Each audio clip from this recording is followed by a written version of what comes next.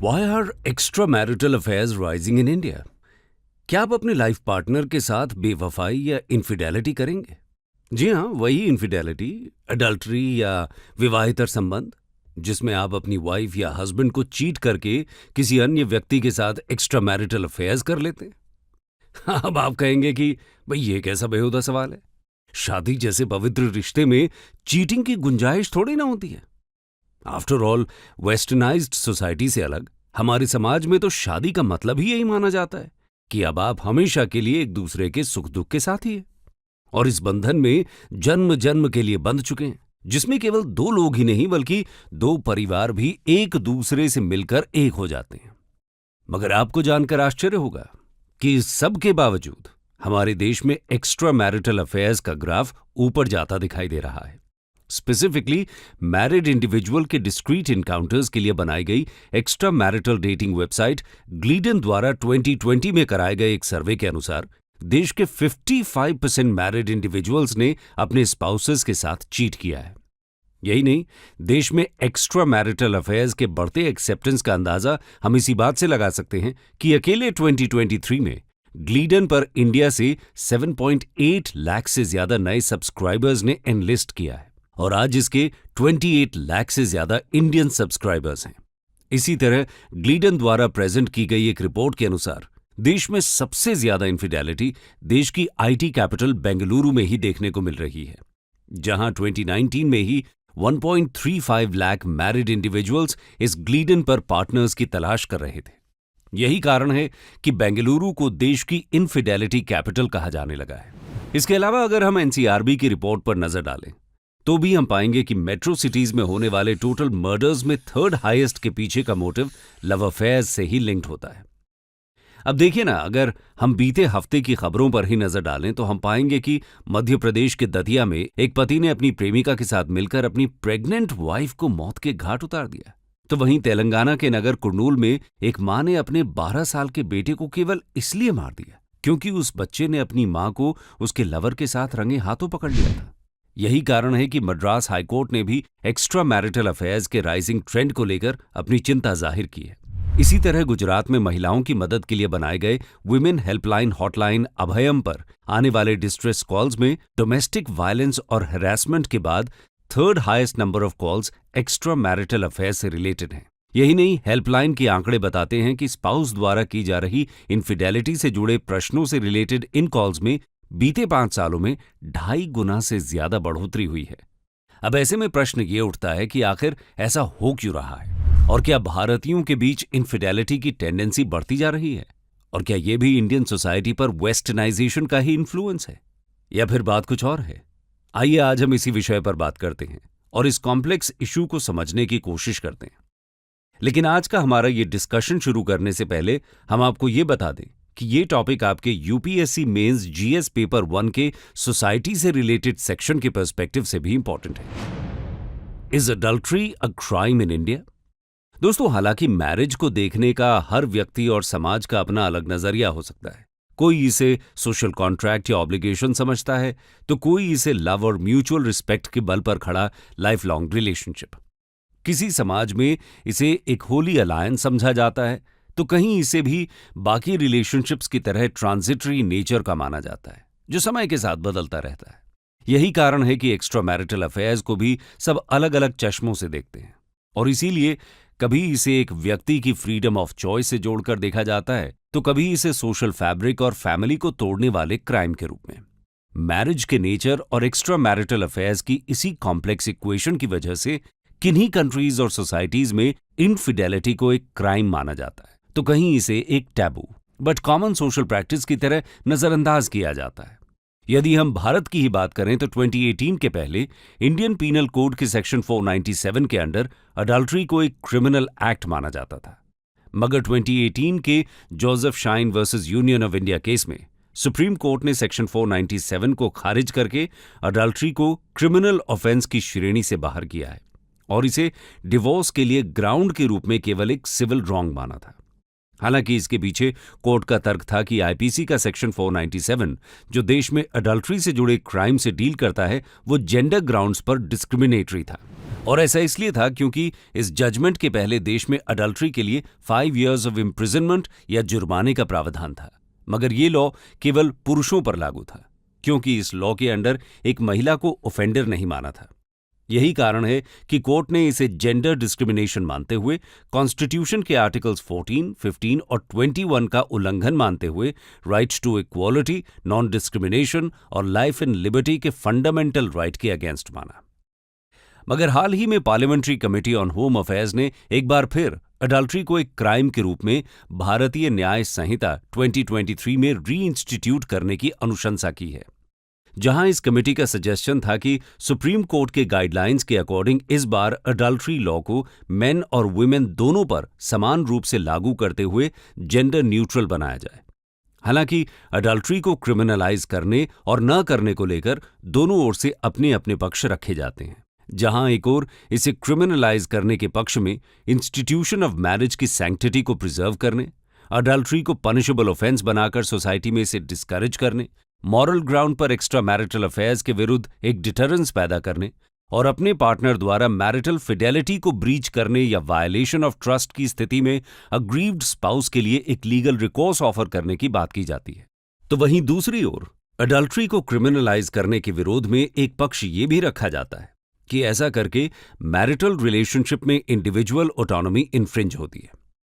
जहां अपने जजमेंट में सुप्रीम कोर्ट ने भी इसे इन्हीं ग्राउंड्स पर आर्टिकल 21 के राइट टू लाइफ के अगेंस्ट माना था, जो कि दोनों स्पाउसेस को समान रूप से fundamental right to dignity and privacy provide करता है। यही कारण है कि कोर्ट ने अडल्ट्री को डिवोर्स का ग्राउंड तो माना था, मगर इसे क्रिमिनल ऑफेंस के रूप में खारिज कर दिया था। यहां तक कि पार्लियामेंट्री ग्रुप में शामिल कांग्रेस एमपी और farmer home minister P Chidambaram ने भी अडल्ट्री को फिर से क्रिमिनलाइज करने को लेकर अपना डिसेंट शो करते हुए कहा कि the state has no business to enter into the lives of a couple and punish the alleged wrongdoer. Dissent notes. In his dissent note to the three bills, Congress MP and former Home Minister P. Chidambaram emphasized that interference by the state in the private lives of consenting adults must be avoided. Adultery should not be a crime. It is an offense against marriage, which is a contract between two persons. If the contract is broken, the aggrieved spouse may sue for divorce or civil damages. To raise marriage to the level of sacrament is outdated. In any event, a marriage concerns only two persons and not society at large. The state has no business to enter into their lives and punish the alleged wrongdoer. The note reads. इसी कड़ी में कुछ critics ये argue करते हैं कि adultery एक civil matter है जो कि मैरिज के ब्रीच ऑफ ट्रस्ट पर केंद्रित है। ऐसे में इसे क्रिमिनल ऑफेंस की तरह ट्रीट करना ठीक नहीं है। साथ ही उनका मत है कि अडल्ट्री को एक क्रिमिनल ऑफेंस डिक्लेयर करने से होने वाले लीगल रैमिफिकेशंस के चलते एक स्ट्रेन्ड रिलेशनशिप और इमोशनल डिस्ट्रेस से गुजर रहे स्पाउस के लिए रेकन्सिलिएशन और भी मुश्किल हो जाएगा। खैर, अब इन दोनों पक्षों में से आप जिसके साथ भी खड़े हों, मगर असल मुद्दा यह है कि आखिर भारत में ये एक्स्ट्रा मैरिटल अफेयर्स का ट्रेंड आखिर बढ़ क्यों रहा है। तो चलिए अब हम ये भी जान लेते हैं। Life is becoming complex. ऐसी बात नहीं है कि गुजरे जमाने में हमें एक्स्ट्रा मैरिटल अफेयर्स देखने को नहीं मिलते थे या ये 21st सेंचुरी की ही देन है, बल्कि दुनिया के हर कोने और हर समाज की तरह भारतीय समाज में भी इनफिडेलिटी के केसेस होते रहे होंगे। मगर फिर भी इस बात में कोई दो राय नहीं कि आज के दौर की कॉम्प्लेक्स लाइफस्टाइल ने एक्स्ट्रा मैरिटल अफेयर्स को बढ़ावा दिया है, जहां पति पत्नी के अलग अलग job locations, busy work life, complex lifestyles और बदलते वक्त के साथ रिश्तों में बदलती एक्सपेक्टेशंस वगैरह वगैरह जैसी समस्याओं की वजह से आज के दौर में कपल्स के लिए अपनी रिलेशनशिप्स को हेल्थी बनाए रख पाना बेहद मुश्किल हो गया है, जिसके चलते कपल्स के बीच कभी इमोशनल अनअवेलेबिलिटी या स्ट्रेस का मुद्दा खड़ा होता है, तो कभी फिजिकल इंटीमेसी और lack of fulfilling sexual experience का। और यही मुद्दे बढ़ते बढ़ते कब बेवफाई में बदल जाते हैं पता ही नहीं चलता। यही कारण है कि कभी कोवर्कर्स के बीच तो कभी नेबर्स या फ्रेंड्स के बीच ऐसे हालात पैदा हो जाते हैं कि वो मैरिज के इंस्टीट्यूशन की सैंक्टिटी को भुलाकर अडल्ट्री कर बैठते हैं। वहीं बहुत से सोशल साइंटिस्ट्स का यह मानना है कि आज के सोशल मीडिया के दौर में एक व्यक्ति हमेशा खुद को और अपने पार्टनर को हजारों लाखों लोगों से कॉन्स्टेंटली कंपेयर करता रहता है। ये कंपैरिजन कभी लुक्स या अपीयरेंस के बेसिस पर होता है, तो कभी अर्निंग और लाइफस्टाइल के बेसिस पर, तो कभी केवल सोशल मीडिया पर दिखाए जा रहे आउटवर्ड प्रेजेंस के बेसिस पर। जबकि ये बात जाहिर है कि हर व्यक्ति में अपनी अलग अलग खूबियां और अलग अलग खामियां होती हैं। मगर कहीं ना कहीं इसी कांस्टेंट कंपैरिजन के चलते पार्टनर्स के बीच एक दूसरे को लेकर डिससैटिस्फैक्शन बना रहता है, जहां यही डिससैटिस्फैक्शन और कांस्टेंट कंपैरिजन आगे जाकर इनफिडेलिटी को जन्म देता है, जिसके पीछे का बड़ा कारण यह भी है कि आज एक मर्द हो या औरत, एक व्यक्ति के आसपास हर समय बहुत से ऑप्शंस अवेलेबल हैं और मोबाइल फोन की वजह से आज मुट्ठी में सिमटी इस दुनिया में ये ऑप्शंस तेजी से बढ़ते जा रहे हैं। यही कारण है कि आजकल डिजिटल इनफिडेलिटी का ट्रेंड भी तेजी से बढ़ रहा है, जहां एक व्यक्ति सोशल मीडिया प्लेटफॉर्म्स जैसे इंस्टाग्राम, फेसबुक, व्हाट्सएप इत्यादि के थ्रू अपने x lovers, friends, coworkers, acquaintance, यहां तक कि स्ट्रेंजर्स के साथ भी डिजिटली इतना ओवर कनेक्ट हो जाता है कि कब वो उनके साथ अपना पर्सनल स्पेस और इंटीमेट इमोशंस शेयर करने लगता है, पता ही नहीं चलता। सोशल साइंटिस्ट्स की माने तो डिजिटल इनफिडेलिटी का ये ट्रेंड तेजी से बढ़ते सोशल आइसोलेशन की वजह से ही है, और टेक्नोलॉजी के ऐसे इजी एक्सेस के चलते ही आज के वक्त में एक छोटा सा गलत कदम कभी कभी एक व्यक्ति को उसके रिश्ते से बहुत दूर ले जाता है। मगर इसके अलावा एक कारण और है जो आज भारत के लोगों को बेवफा बना रहा है, और वो कारण हमारे बचपन से जुड़ा है। तो चलिए अब हम इसे भी समझ लेते। How your childhood can push you towards infidelity. दोस्तों, साइकोलॉजिस्ट्स बताते हैं कि अक्सर ऐसा देखने को मिलता है कि एडल्ट पार्टनर्स द्वारा की गई इनफिडेलिटी की जड़ें उनके चाइल्डहुड तक जाती हैं, जहां कभी कभी एक व्यक्ति के ट्रॉमेटिक चाइल्डहुड एक्सपीरियंस उसे जवानी में चीटिंग या बिट्रेयल की ओर धकेलने का काम करते हैं, जिससे एक साइकिल सी बन जाती है। कुछ साइकोलॉजिकल स्टडीज ये बात एस्टैब्लिश करती हैं कि अक्सर वो लोग जिन्हें बचपन में फिजिकल या इमोशनल अब्यूज, निग्लेक्ट, घर में हो रही डोमेस्टिक वायलेंस या लव्ड वंस के लॉस झेलना पड़ता है, वो अडल्टहुड में इनफिडेलिटी जैसे रिस्की बिहेवियर्स में एंगेज होने के लिए ज्यादा ससेप्टेबल होते हैं। और अक्सर बचपन में मिला यही अनरिजॉल्व्ड ट्रॉमा उन्हें सेल्फ डिस्ट्रक्टिव बिहेवियरल पैटर्न्स की ओर और हेल्थी रिलेशनशिप्स मेंटेन न कर पाने की ओर धकेलने का काम करता है, जिसके चलते वो अपनी रिलेशनशिप्स के बाहर अटेंशन या वैलिडेशन के लिए एक्स्ट्रा मैरिटल अफेयर्स में इंडल्ज हो जाते हैं।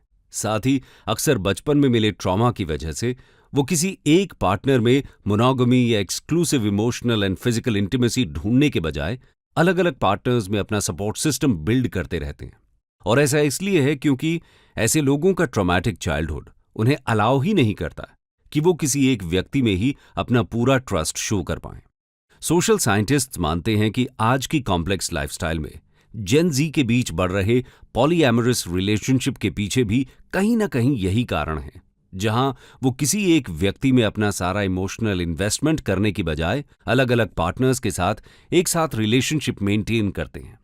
जी हां, पॉलीएमोरस रिलेशनशिप्स उन्हें कहते हैं जहां एक व्यक्ति एक से ज्यादा लोगों के साथ एक साथ रिलेशनशिप में होता है। हालांकि यहां ये रिलेशनशिप्स सभी पार्टनर्स के कंसेंट के साथ ही बनाए जाते हैं, और ये मल्टीपल रिलेशनशिप्स सेक्सुअल और नॉन सेक्सुअल दोनों हो सकते हैं। मगर अब प्रश्न ये उठता है कि आखिर अडल्ट्री के इस राइजिंग ट्रेंड से हम क्या कंक्लूड कर सकते हैं। 2 types of marriages, not love and arranged. दोस्तों, जब भी मैरिजेस की बात की जाती है तो जनरली इन्हें 2 भागों में डिवाइड किया जाता है, लव मैरिज और अरेंज्ड मैरिज। और हमारे समाज में इन दोनों को ही अपनी अपनी नजर से देखा जाता है। जहां एक ओर आज भी सोसाइटी के कुछ सेक्शंस में लव मैरिज एक टैबू है, तो वहीं दूसरी ओर यंगर जनरेशन की नजर में अरेंज्ड मैरिज एक लॉन्ग लॉस्ट कॉन्सेप्ट बनता जा रहा है। मगर मैरिज काउंसलर्स की माने तो मैरिज के केवल 2 प्रकार हैं, सक्सेसफुल मैरिज और अनसक्सेसफुल मैरिज। लेकिन एक पक्ष ये भी है कि एक मैरिज सक्सेसफुल है या नहीं, इसकी कोई एक यूनिवर्सल एक्सेप्टेबल डेफिनेशन नहीं है। आखिर एक सक्सेसफुल मैरिज है क्या? लेकिन यदि हम किसी कल्चरल या एथिकल कॉन्डक्ट की डिबेट में पढ़ने के बजाय लॉजिकली एक्सट्रापोलेट करें तो हम पाएंगे कि एक सक्सेसफुल मैरिज शायद वही है जहां दोनों लाइफ पार्टनर्स एक दूसरे के साथ खुलकर कम्युनिकेट कर सकें।